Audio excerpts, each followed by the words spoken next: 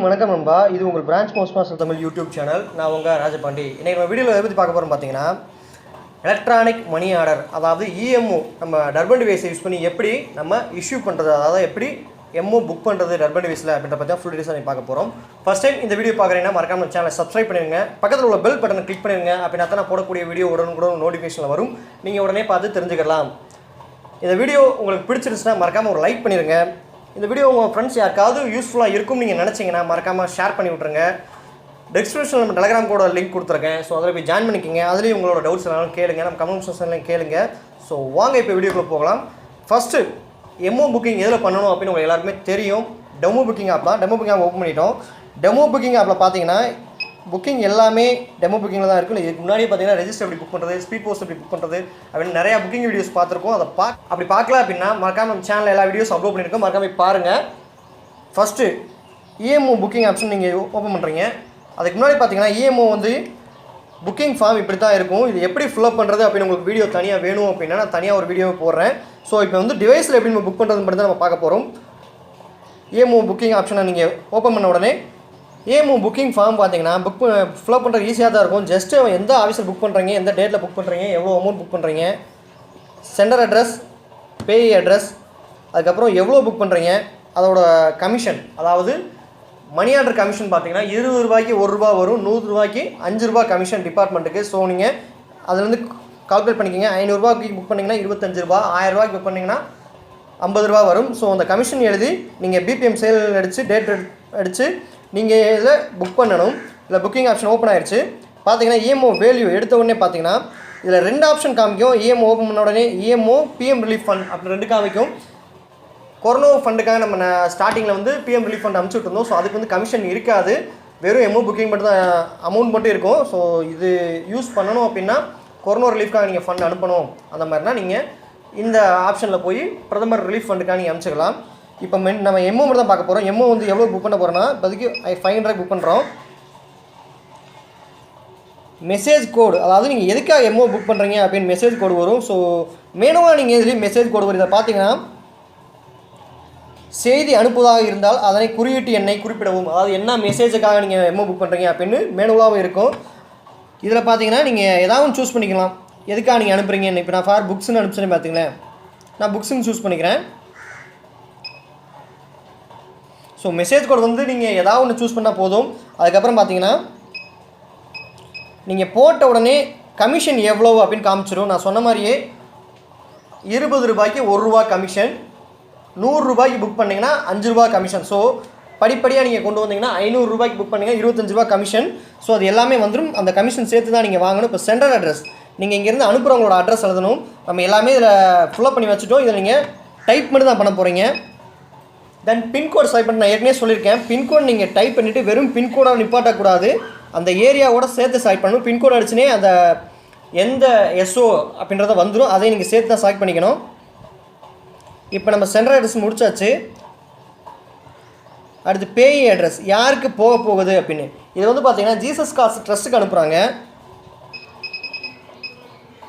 இப்போ அட்ரஸ் நம்ம டைப் பண்ணி முடிச்சோம். அதே மாதிரி கடைசியாக பார்த்தீங்கன்னா பின்கோடு, எந்த பின்கோடோ அந்த பின்கோடு நீங்கள் கரெக்டாக அடிக்கணும். நீங்கள் பின்கோடு ஒரு நம்பர் மாற்றி அடிச்சிங்கன்னா கூட நீங்கள் எந்த பின்கோடு கொடுக்குறீங்களோ அந்த ஆஃபீஸ் தான் உங்கள் எம்ஓ போய் டெலிவரிக்கு போகும். ஸோ அதுக்கப்புறம் அவங்க கரெக்டான பின்கோடுக்கு மாற்றி விடுவாங்க. இது வந்து உங்களுக்கு அலைச்சல் தான், 1 நாள் 2 நாள் தள்ளி போகும். நீங்கள் கரெக்டான பின்கோடு கொடுத்துட்டீங்கன்னா டேரெக்டாக எந்த ஆஃபீஸ்க்கு நீங்கள் புக் பண்ணுறீங்களோ அந்த ஆஃபீஸ்க்கு டேரெக்டாக போயிடும்.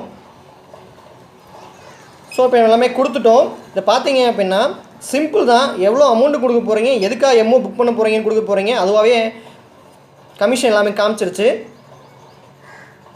அவங்க போகிற அட்ரஸ்ஸு, சென்டர் அட்ரஸ், பே அட்ரஸ் கொடுக்குறீங்க. தென் கடைசியாக பார்த்தீங்கன்னா மொபைல் நம்பர் நீங்கள் ஆப்ஷன் இருந்தால் கொடுத்துக்கலாம். அவ்வளோதான், எல்லாமே கொடுத்துட்டோம். இப்போ நம்ம கடைசியாக பார்த்தீங்கன்னா பிரிண்ட்னு ஒரு ஆப்ஷன் இருக்குது. பிரிண்ட் கொடுத்தீங்க உடனே உங்கள் எம்ஓ புக் ஆயிரும். பார்த்தீங்கன்னா due you want book MO 500 ரூபாய் நீங்கள் புக் பண்ண போகிறீங்களா வித் கமிஷனோட அப்படின்னு கேட்குது. ஸோ எஸ் கொடுத்துட்றோம். இது பார்த்தீங்கன்னா நீங்கள் புக் பண்ணுறது இல்லை, இந்த எம்ஓ புக்கிங், ஆர்எல் புக்கிங் எல்லாமே ஆட்டோமேட்டிக்காக உங்களோட டிவைஸோட வேலெட்டில் போய் ஆட் ஆகிக்கிறோம்.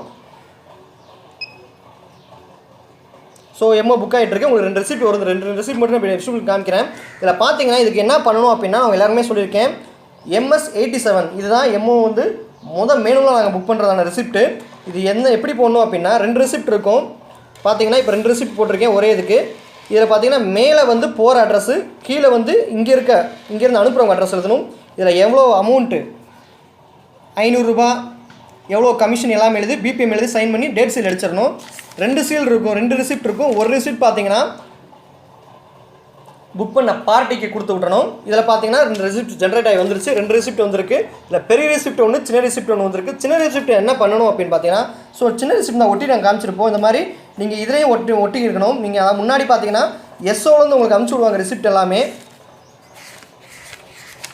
இப்போ பார்த்தீங்கன்னா நீங்கள் இந்த ரிசிப்டை எடுத்து பேக் சைடில், அதாவது அந்த மணியார் புக் பண்ணியிருக்கீங்கன்னா அதுக்கு நேராக இந்த சைடில் பேக் சைடில் நீங்கள் ஒட்டிக்கிறணும்.